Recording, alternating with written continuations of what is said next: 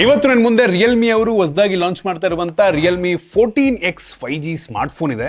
ನನಗೆ ಬಂದಿರುವಂತ ಮಾಹಿತಿ ಪ್ರಕಾರ ಈ ಫೋನ್ ನ ಬೇಸ್ ವೇರಿಯಂಟು 11ರಿಂದ 12,000 ರೂಪಾಯಿಗೆ ಲಾಂಚ್ ಆಗ್ಬೋದು ಅಂತ ಹೇಳಲಾಗ್ತಾ ಇದೆ. ಈ ಪ್ರೈಸ್ ರೇಂಜಿಗೆ ಈ ಫೋನಲ್ಲಿ IP69 ಡಸ್ಟ್ ಮತ್ತೆ ವಾಟರ್ ರೆಸಿಸ್ಟೆಂಟ್ ರೇಟಿಂಗ್ ಕೊಡ್ತಾ ಇದ್ದಾರೆ. ಈ ಫೀಚರು ಈ ಪ್ರೈಸ್ ರೇಂಜಲ್ಲಿ ಒಂದು ಯುನೀಕ್ ಫೀಚರ್ ಆಗ್ಬೋದು.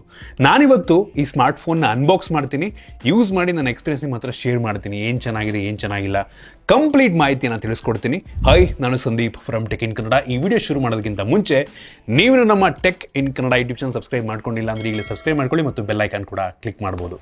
ಓಕೆ, ಮೊದಲನೇದಾಗಿ ಈ ಸ್ಮಾರ್ಟ್ ಫೋನ್ ಬಾಕ್ಸನ್ನು ಓಪನ್ ಮಾಡೋಣ. ನೀವೇನು ಈ ಬಾಕ್ಸ್ ನೋಡ್ತಾ ಇದ್ದೀರಿ ಅದು ಆ್ಯಕ್ಚುಲಿ ಸ್ಪೆಷಲ್ ಬಾಕ್ಸು. ನೀವೇನಾದರೂ ಈ ಫೋನ್ ಪರ್ಚೇಸ್ ಮಾಡಿದ್ರೆ ಈ ರೀತಿ ಬಾಕ್ಸಲ್ಲಿ ನಿಮಗೆ ಕಳಿಸಲ್ಲ. ಈ ಬಾಕ್ಸನ್ನು ಓಪನ್ ಮಾಡಿದ ತಕ್ಷಣ ಇದ್ರ ಒಳಗಡೆ ಈ ಫೋನಿನ ಬಾಕ್ಸ್ನ ಜೊತೆಗೆ ಒಂದು ಪೌಚ್ ಕೊಟ್ಟಿದ್ದಾರೆ. ಈ ಪೌಚಲ್ಲಿ ನೀರನ್ನು ಕೊಟ್ಟಿದ್ದಾರೆ. ಏನಕ್ಕೆ ಅಂದರೆ ಆಗಲೇ ಹೇಳ್ದಂಗೆ ಇದು IP69 ಆಗಿರೋದ್ರಿಂದ ನಾವು ಇದ್ರೊಳಗೆ ಹಾಕ್ಬಿಟ್ಟು ವಾಟರ್ ಟೆಸ್ಟನ್ನು ಮಾಡಲಿ ಅಂತ. ಸೊ ಆಮೇಲೆ ಟೆಸ್ಟ್ ಮಾಡೋಣ ಆಯಿತಾ. ಇನ್ನು ಡೈರೆಕ್ಟಾಗಿ ನಮಗೆ ನಾರ್ಮಲ್ ಬಾಕ್ಸು ಈ ರೀತಿ ನೋಡಕ್ಕೆ ಸಿಗುತ್ತೆ. ಈ ಬಾಕ್ಸನ್ನು ಓಪನ್ ಮಾಡಿದ್ರೆ ಇದ್ರೊಳಗಡೆ ಇನ್ನೊಂದು ಸಣ್ಣ ಬಾಕ್ಸ್ ಇದೆ. ಅದರಲ್ಲಿ ಒಂದು sim ejection pin, user manual, quick start guide ಮತ್ತು ವಾರಂಟಿ ಕಾರ್ಡ್ ಮತ್ತೊಂದು ಟ್ರಾನ್ಸ್ಪರೆಂಟ್ ಬ್ಯಾಕ್ ಕವರ್ ಇದೆ. ಇದ್ರ ಕೆಳಗಡೆ ಡೈರೆಕ್ಟಾಗಿ ಸ್ಮಾರ್ಟ್ ಫೋನು, ಇದ್ರ ಬಗ್ಗೆ ಆಮೇಲೆ ಮಾತಾಡ್ತೀನಿ. ಮತ್ತು 45 ವ್ಯಾಟ್ನ ಒಂದು ಫಾಸ್ಟ್ ಚಾರ್ಜಿಂಗ್ ಅಡಾಪ್ಟರ್ ಕೊಟ್ಟಿದ್ದಾರೆ. ಈ ಪ್ರೈಸ್ ರೇಂಜಿಗೆ ಬೆಂಕಿ ವಿಷಯ. ಕೊನೆಯದಾಗಿ USB Type C charging cable, Type A ಇಂದ Type C ಕ್ವಾಲಿಟಿ ಚೆನ್ನಾಗಿದೆ. ಇನ್ನು ಡೈರೆಕ್ಟಾಗಿ ಸ್ಮಾರ್ಟ್ ಫೋನಿಗೆ ಬಂತು ಅಂದರೆ ಈ ರೀತಿ ನೋಡಕ್ಕೆ ಸಿಗುತ್ತೆ. ಹಿಂದ್ಗಡೆಯಿಂದ ಹೆವಿ ಪ್ರೀಮಿಯಂ ಆಗಿದೆ ಸ್ಮಾರ್ಟ್ ಫೋನು. ಒಂದು ಲೆವೆಲಿಗೆ ಲೈಟ್ ವೆಯ್ಟ್ ಇದೆ, 197 ಗ್ರಾಮ್ ವೆಯ್ಟು ಮತ್ತು 7.94 mm ಥಿಕ್ನೆಸ್ ಅನ್ನು ಹೊಂದಿರುವಂಥ ಸ್ಮಾರ್ಟ್ ಫೋನು. ಫ್ರಂಟಲ್ಲಿ ಒಂದು ಸಣ್ಣ ಪಂಚೋಲ್ ಕ್ಯಾಮ್ರಾ ಇದೆ. ಆಲ್ರೆಡಿ ಅವರೇ ಸ್ಕ್ರೀನ್ ಗಾರ್ಡ್ ಹಾಕಿದ್ದಾರೆ. ಬೆಜಲ್, ಬಾಟಮ್ ಬೆಜಲ್ ಸ್ವಲ್ಪ ಜಾಸ್ತಿ ಇದೆ ಅಂತ ಅನ್ನಿಸ್ತು. ಮತ್ತು ಇನ್ನೊಂದು ವಿಷಯ ನಂಗೆ ಇಷ್ಟ ಆಗಿದ್ದು, ಈ ಫೋನ್ನ ಡಿಸ್ಪ್ಲೇಯ 4 ಕಾರ್ನರ್ಗಳನ್ನು ಸ್ವಲ್ಪ ರೇಸ್ ಮಾಡಿದ್ದಾರೆ ಆಯಿತಾ. ಸೊ ಈ ಫೋನ್ ಆಕ್ಸಿಡೆಂಟ್ಲಿ ಡ್ರಾಪ್ ಆಯಿತು ಅಂದರೂ ಸಹ ಡಿಸ್ಪ್ಲೇಗೆ ಎಫೆಕ್ಟ್ ಮಾಡಲ್ಲ. ಇದು ಸ್ವಲ್ಪ ರೇಸ್ ಆಗಿರೋದ್ರಿಂದ ನೆಲಕ್ಕೆ ಬಿದ್ದರೂ ಸಹ ಈ ಕಾರ್ನರ್ಸ್ ಮೇಲೆ ಬೀಳುತ್ತೆ ಆಯಿತಾ. ಸೂಪರ್ ವಿಷಯ ಆಯಿತಾ. ಮತ್ತು ಈ ಫೋನ್ನ ಹಿಂದ್ಗಡೆ ಪ್ಲಾಸ್ಟಿಕ್ ಬ್ಯಾಕು ಒಂಥರ ಮ್ಯಾಟ್ ಫಿನಿಶ್ ಇರೋದ್ರಿಂದ ಸ್ಮಡ್ಜಸ್ ಅಷ್ಟಾಗಿ ಆಗೋದಿಲ್ಲ. ಕ್ಯಾಮ್ರಾ ಹತ್ರ ಇರುವಂಥ ಈ ಬಂಪ್ ಇದೆ ಅಲ್ವಾ, ಈ ಕಡೆ ಗ್ಲಾಸಿ ಫಿನಿಶ್ ಇದೆ, ಅಲ್ಲಿ ಸ್ವಲ್ಪ ಸ್ಮಡ್ಜಸ್ ಆಗ್ಬೋದು. ಈ ಫೋನ್ ನೋಡಿದ್ರೆ ಹಿಂದ್ಗಡೆ ಟ್ರಿಪಲ್ ಕ್ಯಾಮ್ರಾ ಇರ್ಬೋದಾ ಅಂತ ಅನಿಸುತ್ತೆ, ಬಟ್ ಸಿಂಗಲ್ ಕ್ಯಾಮ್ರಾ ಇದೆ ಮತ್ತು ಸಿಂಗಲ್ LED ಫ್ಲ್ಯಾಶನ್ನು ಕೊಟ್ಟಿದ್ದಾರೆ. ಹಿಂದ್ಗಡೆ ಅಂತ ತುಂಬ ನಂಗೆ ಇಷ್ಟ ಆಯಿತು. ಲುಕ್ಕು ಚೆನ್ನಾಗಿ ಕಾಣುತ್ತೆ. ಸ್ವಲ್ಪ ಜಾಸ್ತಿ ದುಡ್ಡಿನ ಫೋನ್ ಅಂತ ಅನಿಸುತ್ತೆ.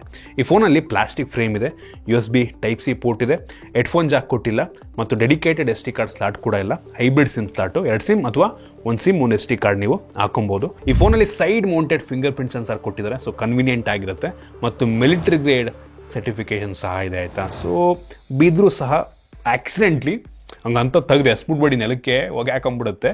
ಆಕ್ಸಿಡೆಂಟ್ಲಿ ಆಗಾಗ ಬಿದ್ದರೆ ಅಷ್ಟಾಗಿ ಫೋನ್ ಏನೂ ಆಗಲ್ಲ ಅಂತ ಕ್ಲೈಮ್ ಮಾಡ್ತಾರೆ. ಅದಕ್ಕೆ ಸರ್ಟಿಫಿಕೇಷನ್ ಕೂಡ ತೊಗೊಂಡಿದ್ದಾರೆ. ಅಷ್ಟೇ ಅಲ್ಲ, ಆಗಲೇ ಹೇಳಿದಂಗೆ ಈ ಫೋನಲ್ಲಿ IP69 ಡಸ್ಟ್ ಮತ್ತು ವಾಟರ್ ರೆಸಿಸ್ಟೆಂಟ್ ರೇಟಿಂಗ್ ಸಿಗ್ತಾ ಇದೆ. ಇದನ್ನು ಟೆಸ್ಟ್ ಮಾಡೋದಕ್ಕೆ ನಮಗೆ ಅವರೇ ಒಂದು ಪೌಚನ್ನು ಕೂಡ ಕೊಟ್ಟಿದ್ದಾರೆ. ಬನ್ನಿ ನಿಮ್ಮ ಮುಂದೆನೇ ನಾನು ಇದರೊಳಗಡೆ ಹಾಕ್ಬಿಡ್ತೀನಿ. ಓಕೆ, ಬನ್ನಿ ಡೈರೆಕ್ಟಾಗಿ ಇದರೊಳಗಡೆ ಹಾಕ್ತೀನಿ.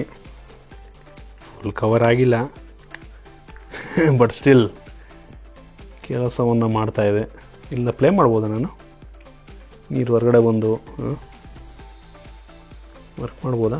ವರ್ಕ್ ಆಗ್ತಿಲ್ಲ, ಬಟ್ ಸ್ಟಿಲ್ ವಿಡಿಯೋ ಅಂತೂ ಪ್ಲೇ ಆಗ್ತಾ ಇದೆ. ಕಾಣಿಸ್ತಾ ಇದೆ ನಿಮಗೆ? ವಿಡಿಯೋ ಪ್ಲೇ ಆಗ್ತಾ ಇದೆ. ಆಬ್ವಿಯಸ್ಲಿ IP69 ರೇಟಿಂಗ್ ತೊಗೊಂಡಿದ್ದಾರೆ, ಪ್ಲೇ ಆಗಲೇಬೇಕು. ಇನ್ನೂ ನೀರಿಂದು ಒಂದು ಮೀಟ್ರ್ 1.5 ಮೀಟ್ರ್ ಕೆಳಗಡೆ ಹೋದರೂ ಸಹ ಏನೂ ಆಗಲ್ಲ. ಆ್ಯಕ್ಚುಲಿ ಇದು ಅದಕ್ಕೆಲ್ಲ ಸರ್ಟಿಫಿಕೇಷನ್ ಇದೆ IP69 ಅಂದರೆ. ಸೊ ಏನೂ ಆಗಲ್ಲ ಒಟ್ಟಿಗೆ. ಅದಕ್ಕೋಸ್ಕರ ಇದನ್ನು ಕೂಡ ಅವರೇ ಕೊಟ್ಟು ಕಳಿಸಿದ್ದಾರೆ. ಜೊತೆಗೆ ಇದರಲ್ಲಿ ಇನ್ನೊಂದು ಯುನೀಕ್ ಫೀಚರ್ ಇದೆ. ನಾವೀಗ ನೀರಿಗೆ ಅದ್ದಿದ್ವಲ್ವಾ, ಸೊ ಈ ಪೋರ್ಟ್ ಒಳಗಡೆ ಏನಾದರೂ ನೀರು ಹೋಗಿದ್ದರೆ ಒಂದು ಹೊಸ ಯುನೀಕ್ ಫೀಚರ್ ತೊಗೊಂಬಂದಿದ್ದಾರೆ, ಸಾನಿಕ್ ವೇವ್ ವಾಟರ್ ಎಜೆಕ್ಷನ್ ಅಂತ. ಸೊ ಇದು ಒಂದು ಡಿಫ್ರೆಂಟ್ ಫ್ರೀಕ್ವೆನ್ಸಿಯಲ್ಲಿ ಸೌಂಡನ್ನು ಪ್ಲೇ ಮಾಡಿ ಏನಾದರೂ ಸ್ಪೀಕರ್ ಒಳಗಡೆ, ಪೋರ್ಟ್ ಒಳಗಡೆ ಏನಾದರೂ ನೀರು ಹೋಗಿದ್ರೆ ಅದನ್ನು ರಿಮೂವ್ ಮಾಡುತ್ತಂತೆ. So interesting. ಯೂಶ್ವಲಿ ಇದೆಲ್ಲ ಫ್ಲ್ಯಾಗ್ಶಿಪ್ ಫೋನ್ಗಳಲ್ಲೂ ಇರುತ್ತೆ, ಕೆಲವೊಂದು ಮಿಡ್ ರೇಂಜ್ ಫೋನ್ಗಳಲ್ಲೂ ಇರುತ್ತೆ.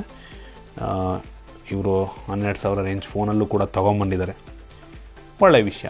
ಓವರಾಲ್ ಡಿಸೈನ್ ಮತ್ತು ಬಿಲ್ಡ್ ಕ್ವಾಲಿಟಿ ಈ ಪ್ರೈಸ್ ರೇಂಜಿಗೆ ಮಿಲಿಟರಿ ಗ್ರೇಡ್ ಸರ್ಟಿಫಿಕೇಷನ್ ಜೊತೆಗೆ IP ರೇಟಿಂಗ್ನ ಜೊತೆಗೆ ಇಂಪ್ರೆಸಿವ್ ಅಂತೀನಿ. ಇನ್ನು ಡಿಸ್ಪ್ಲೇಗೆ ಬಂತು ಅಂದರೆ ಈ ಫೋನಲ್ಲಿ 6.67 ಇಂಚಿನ HD+ ರೆಸೊಲ್ಯೂಷನ್ನ ಹೊಂದಿರುವಂಥ IPS ಡಿಸ್ಪ್ಲೇ ಇದೆ. ಫುಲ್ HD+ ಕೊಡಬೇಕಾಗಿತ್ತು. ಇನ್ ಕೇಸ್ 12,000 ರೂಪಾಯಿಗೆ ಲಾಂಚ್ ಆಗ್ತಾ ಇದೆ ಅಂದರೆ ಇದು ಸ್ವಲ್ಪ ಕಡಿಮೆ ಆಗುತ್ತೆ. ಗೊತ್ತಿಲ್ಲ ಎಷ್ಟಕ್ಕೆ ಲಾಂಚ್ ಆಗುತ್ತೆ ಅಂತ. 10,000 ಅಥವಾ 10,000 ರೂಪಾಯಿಗಿಂತ ಕಡಿಮೆಗೆ ಲಾಂಚ್ ಆದರೆ ಓಕೆ ಅಂತೀನಿ. ಬಟ್ 11,000-12,000 ರೂಪಾಯಿಗೆ HD+ ಸ್ವಲ್ಪ ಕಡಿಮೆ ಆಗುತ್ತೆ. ನೋಡೋಣ ಎಷ್ಟಕ್ಕೆ ಲಾಂಚ್ ಆಗುತ್ತೆ ಅಂತ. ಜೊತೆಗೆ ಈ ಫೋನಲ್ಲಿ 120 ಹರ್ಟ್ಸ್ನ ರಿಫ್ರೆಶ್ ರೇಟನ್ನು ಹೊಂದಿರುವಂಥ ಡಿಸ್ಪ್ಲೇ ಕೊಟ್ಟಿದ್ದಾರೆ. ಮತ್ತೊಂದು ಲೆವೆಲಿಗೆ ಬ್ರೈಟ್ ಆಗಿದೆ. 625 ನಿಟ್ಸ್ನ ಪೀಕ್ ಬ್ರೈಟ್ನೆಸ್ಸು, 240 ಹರ್ಟ್ಸಿಂದು ಟಚ್ ಸ್ಯಾಂಪ್ಲಿಂಗ್ ರೇಟ್ ಎಲ್ಲ ಇದೆ. ಸೊ ಇದರಲ್ಲಿ ರೈನ್ ವಾಟರ್ ಸ್ಮಾರ್ಟ್ ಟಚ್ ಎಲ್ಲ ಇದೆ. ಸೊ ಕೈ ಒದ್ದೆ ಆಗಿದ್ರು ಸಹ ನಾವು ಈ ಡಿಸ್ಪ್ಲೇನ ಯೂಸ್ ಮಾಡ್ಬೋದು. ಡಿಸ್ಪ್ಲೇ ಈ ಪ್ರೈಸ್ ರೇಂಜಿಗೆ ಆಗಲಿ ಹೇಳ್ದಂಗೆ ಫುಲ್ HD ಕೊಡಬೇಕಾಗಿತ್ತು. ಅದನ್ನು ಬಿಟ್ಟರೆ ವ್ಯೂಯಿಂಗ್ ಆ್ಯಂಗಲ್ಲು, ಕಲರ್ಸ್ ಎಲ್ಲ ಒಂದು ಲೆವೆಲಿಗೆ ಚೆನ್ನಾಗಿದೆ. ಇನ್ನು ವೇರಿಯಂಟ್ಗಳ ಬಗ್ಗೆ ಮಾತನಾಡಬೇಕು ಅಂದರೆ ಈ ಫೋನ್ ಸದ್ಯಕ್ಕೆ 2 ವೇರಿಯಂಟಲ್ಲಿ ಲಾಂಚ್ ಆಗ್ತಾ ಇದೆ. 6GB RAM, 128GB storage, 8GB RAM, 128GB storage. ಇದರಲ್ಲಿ ನಮಗೆ ಎಕ್ಸ್ಟೆಂಡೆಡ್ ರ್ಯಾಮ್ ಆಪ್ಷನ್ ಸಹ ಇದೆ. ಅಪ್ ಟು 10GB ತನಕ ಸ್ಟೋರೇಜನ್ನೇ ರ್ಯಾಮ್ ರೀತಿ ಅವಶ್ಯಕತೆ ಇರೋ ಟೈಮಲ್ಲಿ ಯೂಸ್ ಮಾಡ್ಕೊಳ್ಳುತ್ತೆ. ಇದರಲ್ಲಿರುವಂಥ ರ್ಯಾಮ್ ಟೈಪ್ ಬಂದ್ಬಿಟ್ಟು LPDDR4X RAM standard. Storage type ಬಂದ್ಬಿಟ್ಟು eMMC 5.1 ಸ್ಟೋರೇಜ್ ಸ್ವಲ್ಪ ಕಡಿಮೆ ಆಯಿತು ಅಂತ ನನಗೆ ಅನ್ನಿಸ್ತಾ ಇದೆ. UFS 2.1 ಕೊಡಬೇಕಾಗಿತ್ತು ನಂಗೆ ಅನ್ನಿಸ್ದಂಗೆ. ಮತ್ತು ಈ ಒಂದು ಫೋನಲ್ಲಿರುವಂಥ SD ಕಾರ್ಡ್ ಸ್ಲಾಟ್ಗೆ ಅಪ್ ಟು 2TB ತನಕ ಸ್ಟೋರೇಜ್ ನೀವು ಎಕ್ಸ್ಪ್ಯಾಂಡ್ ಕೂಡ ಮಾಡ್ಕೊಬೋದು. ಒಳ್ಳೆಯ ವಿಷಯ. ಇನ್ನು ಪರ್ಫಾರ್ಮೆನ್ಸಿಗೆ ಬಂತು ಅಂದರೆ ಈ ಫೋನಲ್ಲಿ ಡೈಮೆನ್ಸಿಟಿ 6300 5G ಪ್ರೊಸೆಸರ್ ಇದೆ. ಇದು ಈ ಪ್ರೈಸ್ ರೇಂಜಲ್ಲಿ ನಾರ್ಮಲ್ ಪ್ರೊಸೆಸರ್. ಇತ್ತೀಚೆಗೆ ಎಲ್ಲರೂ ಕೂಡ ಇದೇ ಪ್ರೊಸೆಸರ್ನ ಕೊಡೋಕ್ಕೆ ಶುರು ಮಾಡಿದ್ದಾರೆ. ನಾವು ಬೆಂಚ್ ಮಾರ್ಕನ್ನು ಚೆಕ್ ಮಾಡಿದಂಗೆ 4,07,000 ರೇಟಿಂಗನ್ನು ಕೊಟ್ಟಿದೆ. ಇದು 4,20,000 ತನಕ ಕೂಡ ರೇಟಿಂಗನ್ನು ಕೊಡಬಲ್ಲಂಥ ಸಾಮರ್ಥ್ಯ ಇದೆ. ಈ ಬೆಂಚ್ ಮಾರ್ಕ್ ಮಾಡೋ ಟೈಮಲ್ಲಿ ಬ್ಯಾಟ್ರಿ ಟೆಸ್ಟ್ನ ಸಹ ಮಾಡೋದು. ಬ್ಯಾಟ್ರಿ ಡ್ರೈನು, ಟೆಂಪ್ರೇಚರ್ ವೇರಿಯೇಷನ್ ಎರಡೂ ಕೂಡ ತುಂಬ ನಾರ್ಮಲ್ ಅಂತ ಅನ್ನಿಸ್ತು. ಮತ್ತು ಗೇಮಿಂಗ್ ಟೆಸ್ಟನ್ನು ಸಹ ಮಾಡಿದ್ವು ಆಯಿತಾ.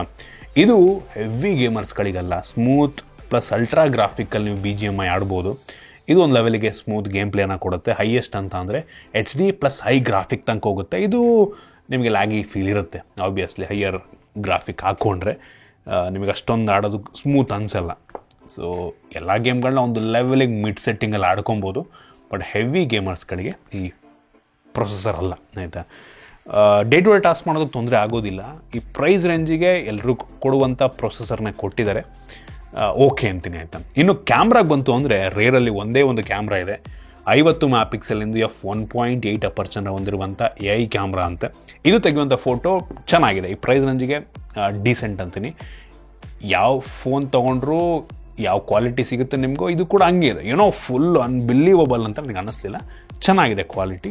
ಆ ಸ್ಯಾಂಪಲ್ನ ನಿಮಗೆ ತೋರಿಸ್ತಾ ಇದ್ದೀನಿ. ಫ್ರಂಟ್ ಕ್ಯಾಮ್ರಾಗೆ ಬಂತು ಅಂದರೆ 8 ಮೆಗಾಪಿಕ್ಸೆಲ್ನ ಸೆನ್ಸಾರ್ ಇದೆ. ಇದು ತೆಗೆಯುವಂಥ ಫೋಟೋ ಚೆನ್ನಾಗಿದೆ. ಆ್ಯಕ್ಚುಲಿ ನನಗೆ ಇಷ್ಟ ಆಯಿತು. ತುಂಬ ಪ್ರೋಸೆಸ್ ಮಾಡುತ್ತೆ, ಔಟ್ಪುಟ್ ಚೆನ್ನಾಗಿದೆ, ಡೀಟೇಲ್ಸ್ ಎಲ್ಲ ಒಂದು ಲೆವೆಲಿಗೆ ಚೆನ್ನಾಗಿದೆ ಅನ್ನಿಸ್ತು. ಆ ಸ್ಯಾಂಪಲ್ನ ಕೂಡ ತೋರಿಸ್ತಾ ಇದ್ದೀನಿ. So quality okay. ಈ ಪ್ರೈಸ್ ರೇಂಜಿಗೆ ಒಂದು ಡೀಸೆಂಟ್ ಕ್ಯಾಮ್ರಾ ಇದೆ, ಬೆಲೆಗೆ ತಕ್ಕ ರೀತಿಯಲ್ಲಿದೆ.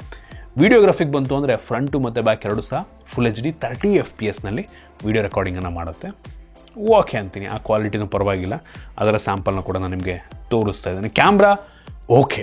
ಇನ್ನು ಸೆಕ್ಯೂರಿಟಿಗೆ ಬಂತು ಅಂದರೆ ಈ ಫೋನಲ್ಲಿ side mounted fingerprint sensor ಇದೆ, ಫೇಸ್ ಅನ್ಲಾಕ್ ಸಹ ಇದೆ, ಮತ್ತು ವೈಡ್ ವೈನ್ L3 ಸೆಕ್ಯೂರಿಟಿ ಇದೆ ಆಯಿತಾ. ಸೊ ನೀವು ನೆಟ್ಫ್ಲಿಕ್ಸ್ ಪ್ರೈಮಲ್ಲೆಲ್ಲ HD ಕಂಟೆಂಟನ್ನು ಪ್ಲೇ ಮಾಡೋದಕ್ಕಾಗಲ್ಲ. ಇದು ಬರೀ HD ಡಿಸ್ಪ್ಲೇ ಆಗಿರೋದ್ರಿಂದ ನಿಮಗೆ SD ಕ್ವಾಲಿಟಿಯಲ್ಲಿ ವಿಡಿಯೋನ ಪ್ಲೇ ಆಗುತ್ತೆ. Certification ತೊಗೊಂಡಿದ್ರೆ 4K play ಮಾಡ್ಬೋದಾಗಿತ್ತು. 4K ಅಥವಾ HD ಕಂಟೆಂಟ್ನ ಪ್ಲೇ ಮಾಡ್ಬೋದಾಗಿತ್ತು. ಕೊಟ್ಟರೆ ಚೆನ್ನಾಗಿರೋದು. ಇನ್ನು ಬ್ಯಾಟ್ರಿಗೆ ಬಂತು ಅಂದರೆ ಈ ಫೋನಲ್ಲಿ 6000 mAh ಕೆಪಾಸಿಟಿ ಬ್ಯಾಟ್ರಿ ಇದೆ. ಸೂಪರ್ ವಿಷಯ. ಮತ್ತು ಬಾಕ್ಸ್ ಒಳಗೇ 45 ವ್ಯಾಟ್ನ ಚಾರ್ಜರ್ ಕೊಟ್ಟಿದ್ದಾರೆ. ಈ ಪ್ರೈಸ್ ರೇಂಜಿಗೆ ಒಂದು ಯುನೀಕ್ ಫೀಚರ್ ಅಂತೀನಿ. ನಾನು ಏನು ಜಡ್ಜ್ ಮಾಡ್ತಾ ಇದ್ದೀನಿ, ಇದು ನಾನು ಅನ್ಕೋತಾ ಇದ್ದೀನಿ ಇದು 11,000ರಿಂದ 12,000ಕ್ಕೆ ಲಾಂಚ್ ಆಗುತ್ತೆ ಅಂತ ಅನ್ಕೋತಾ ಇದ್ದೀನಿ. ಐ ಹೋಪ್ ಅದು ಅದಕ್ಕಿಂತ ಕಡಿಮೆಗೆ ಲಾಂಚ್ ಆಗುತ್ತೆ ಅಂತ ಅನ್ಕೊಳ್ಳೋಣ ಆಯಿತಾ. ಇನ್ ಕೇಸ್ ಇದು 10,000 ರೂಪಾಯಿಗೆ ಲಾಂಚ್ ಆದರೆ IP69ನ ಜೊತೆಗೆ ಒಂದು ಒಳ್ಳೆ ಆಪ್ಷನ್ ಆಗುತ್ತೆ. 12,000 ರೂಪಾಯಿ ಮೇಲೆ ನನಗೆ ಸ್ವಲ್ಪ ಕಡಿಮೆ ಆಗುತ್ತೆ. ಈವನ್ IP69 ಇದ್ರೂ ಸಹ ಸ್ವಲ್ಪ ಕಡಿಮೆ ಆಗುತ್ತೆ ಅನಿಸುತ್ತೆ. ನೋಡೋಣ ನೆಕ್ಸ್ಟ್. ಜೊತೆಗೆ ಇದರಲ್ಲಿ ರಿವರ್ಸ್ ವೈರ್ಡ್ ಚಾರ್ಜಿಂಗ್ ಆಪ್ಷನ್ ಇದೆ. ಅಂದರೆ ಬೇರೆ ಫೋನ್ನ ಈ ಫೋನಿಂದ ಚಾರ್ಜ್ ಮಾಡ್ಬೋದು. 5 ವ್ಯಾಟಲ್ಲಿ ಚಾರ್ಜ್ ಆಗುತ್ತೆ ಅಷ್ಟೇ ಆಯಿತಾ. ಇನ್ನು OSಗೆ ಬಂದರೆ ಆಂಡ್ರಾಯ್ಡ್ 14 ಬೇಸ್ಮೆಂಟ್ ಆಗ್ತಿರುವಂಥ ರಿಯಲ್ಮಿ UI ಇದೆ. ರಿಯಲ್ಮಿ ಅವರು ಕನ್ಫರ್ಮ್ ಮಾಡಿರೋ ಪ್ರಕಾರ ಈ ಫೋನ್ಗೆ 2 ವರ್ಷಗಳ OS ಅಪ್ಡೇಟ್ ಬರುತ್ತಂತೆ. ಇಂಟ್ರೆಸ್ಟಿಂಗ್ ಅನ್ನಿಸ್ತು ಈ ಪ್ರೈಸ್ ರೇಂಜಲ್ಲಿ. ಸೂಪರ್ ವಿಷಯ. ಜೊತೆಗೆ ಕೆಲವೊಂದು ಬೇಸಿಕ್ AI ಇಂಟಿಗ್ರೇಷನ್ನ ಸಹ ಮಾಡಿದ್ದಾರೆ. ಏರ್ ಗೆಸ್ಚರ್ಸ್ ಆಪ್ಷನ್ ಇದೆ ಅಪ್ಪ ಇದರಲ್ಲಿ. ಅಂದರೆ ನೀವು ಸ್ವೈಪ್ ಎಲ್ಲ ಹಿಂಗೆ ಮಾಡಿದ್ರೆ ರೀಲ್ಸ್ ಎಲ್ಲ ಆಟೋಮೆಟಿಕ್ ಸ್ವೈಪ್ ಆಗೋ ರೀತಿ. AI smart loop feature. So ಇದು ನೀವು ಬೇರೆ ಬೇರೆ ಅಪ್ಲಿಕೇಶನ್ಗಳಿಗೆ ಫೈಲ್ಸನ್ನು ಟ್ರ್ಯಾಕ್ ಮಾಡೋದಕ್ಕೆ ಹೆಲ್ಪ್ ಆಗುತ್ತೆ. ನಂತರ ಫ್ಲ್ಯಾಶ್ ಮ್ಯಾಟಿಂಗು. ಸೊ ನೀವು ಲಾಂಗ್ ಪ್ರೆಸ್ ಮಾಡಿದ್ರೆ ಅದನ್ನು ಸ್ಟಿಕ್ಕರ್ ಮಾಡೋದಕ್ಕೆಲ್ಲ ಯೂಸ್ ಆಗುತ್ತೆ. ಸೊ ಇದು ಕೆಲವೊಂದು ಬೇಸಿಕ್ AI ಫೀಚರ್ಗಳನ್ನ ಹಾಕಿದ್ದಾರೆ. ಸ್ಪೀಕರಿಗೆ ಬಂದರೆ mono speaker, bottom firing, full maximum volume ಕೊಟ್ಟರೆ 200%ಗೆ ಬೂಸ್ಟ್ ಆಗುತ್ತೆ. ಸ್ಪೀಕರ್ನ ಕ್ಲಾರಿಟಿ ಚೆನ್ನಾಗಿ ಜೋರಾಗಿ ಕೇಳುತ್ತೆ. ಒಟ್ಟಿಗೆ ಕನೆಕ್ಟಿವಿಟಿಗೆ ಬಂತು ಅಂದರೆ ಡ್ಯುಯಲ್ ಬ್ಯಾಂಡ್ ವೈಫೈ ಸಪೋರ್ಟ್ ಇದೆ, ಬ್ಲೂಟೂತ್ 5.2 ಕೊಟ್ಟಿದ್ದಾರೆ ಮತ್ತು 9 5G ಬ್ಯಾಂಡ್ಗಳು ನಮಗೆ ಈ ಫೋನಲ್ಲಿ ಸಿಗ್ತಾ ಇದೆ. ಸೊ ಇಷ್ಟು ಕೆಲವೊಂದು ಮೇಯ್ನ್ ಫೀಚರ್ಸ್ ಆಯಿತಾ. ಬೇಸಿಕ್ ಸೆನ್ಸಾರ್ಸ್ ಇದೆ, ಉಳಿದಿದ್ದೆಲ್ಲ ನಾನು ಹೇಳೋದಾದ್ರೆ ಈ ಫೋನ್ ಏನಾದರೂ 10,000 ರೂಪಾಯಿಗೆ ಲಾಂಚ್ ಆದರೆ ಅಥವಾ 11,000 ರೂಪಾಯಿ ಒಳಗೆ ಲಾಂಚ್ ಆದರೆ ಒಂದು ಡೀಸೆಂಟ್ ಆಪ್ಷನ್ ಆಗುತ್ತೆ ಆಯಿತಾ. 10,000 ಅಥವಾ 10,000 ರೂಪಾಯಿನ ಕಡಿಮೆಗೆ ಲಾಂಚ್ ಆದರೆ ನೋಡಿ ನನಗೆ ಒಂದು ಒಳ್ಳೆ ಪ್ರೈಸ್ ಅನಿಸುತ್ತೆ. ಯಾಕೆ ಅಂದರೆ ನನಗೆ ಇದರಲ್ಲಿ ಇಷ್ಟ ಆಗಿದ್ದು ಫಾಸ್ಟ್ ಚಾರ್ಜರ್ ಕೊಟ್ಟಿದ್ದಾರೆ ಮತ್ತು IP69 ರೇಟಿಂಗ್ ಕೊಟ್ಟಿದ್ದಾರೆ ಮತ್ತು ಮಿಲಿಟರಿ ಗ್ರೇಡ್ ಸರ್ಟಿಫಿಕೇಷನ್ ಸಹ ಇದೆ. ಹೆವಿ ಯೂಸರ್ಸ್ಗಳಿಗೆ ನಂಗೆ ಅನ್ನಿಸ್ದಂಗೆ ಇದು ಹೆಲ್ಪ್ ಆಗುತ್ತೆ. ಸೊ ಈ ಕಾರಣದಿಂದ 11,000 ಒಂದು ಒಳ್ಳೆ ಆಪ್ಷನ್ ಆಗ್ಬೋದು. ಅದಕ್ಕಿಂತ ಮೇಲೆ 12, 13 ಬಂತು ಅಂದರೆ ಬೇಡ ಅಂತೀನಿ. ಏನಕ್ಕೆಂದರೆ ಕೇವಲ HD+ ಡಿಸ್ಪ್ಲೇ ಇದೆ, eMMC ಸ್ಟೋರೇಜ್ ಎಲ್ಲ ಕೊಟ್ಟಿದ್ದಾರೆ. ಅದರಿಂದ ಸ್ವಲ್ಪ ನೋಡಿಕೊಂಡು ಪ್ರೈಸ್ನ ಫಿಕ್ಸ್ ಮಾಡಿದ್ರೆ ಈ ಫೋನು ಚೆನ್ನಾಗಿರುತ್ತೆ. ನೋಡೋಣ 11,000 ರೂಪಾಯಿ ಒಳಗೆ ಒಳ್ಳೆ ಆಪ್ಷನ್ನು. ನೋಡೋಣ ಬ್ಯಾಂಕ್ ಆಫರ್ ಅದು ಇದು ಕೊಟ್ಟು ಇನ್ನೊಂದು ಸ್ವಲ್ಪ ಕಡಿಮೆ ಮಾಡ್ತಾರೆ ಏನು ಅಂತ ಕಾದು ನೋಡೋಣ. ಸೊ ಇದಿಷ್ಟು ಈ ಫೋನ್ ಬಗ್ಗೆ ನನ್ನ ಆನೆಸ್ಟ್ ಒಪಿನಿಯನ್ನು. ನಿಮ್ಗೆ ಇದ್ರ ಬಗ್ಗೆ ಅನ್ನಿಸ್ತು ಕಾಮೆಂಟ್ ಮಾಡಿ. ಇಷ್ಟ ಆಗಿದ್ರೆ ಲೈಕ್ ಮಾಡಿ, ಶೇರ್ ಮಾಡಿ. ಇದೇ ರೀತಿ ನಮ್ಮ ಬೇರೆ ಬೇರೆ ವಿಡಿಯೋಗಳಿಗೆ ನಮ್ಮ tech in Kannada YouTube channel subscribe ಮಾಡ್ಕೊಂಡಿಲ್ಲ ಅಂದರೆ ಇಲ್ಲಿ ಸಬ್ಸ್ಕ್ರೈಬ್ ಮಾಡ್ಕೊಳ್ಳಿ ಮತ್ತು ಬೆಲ್ ಐಕಾನ್ ಕೂಡ ಕ್ಲಿಕ್ ಮಾಡ್ಬೋದು. ಸಿಗೋಣ ಮುಂದಿನ ವೀಡಿಯೋದಲ್ಲಿ.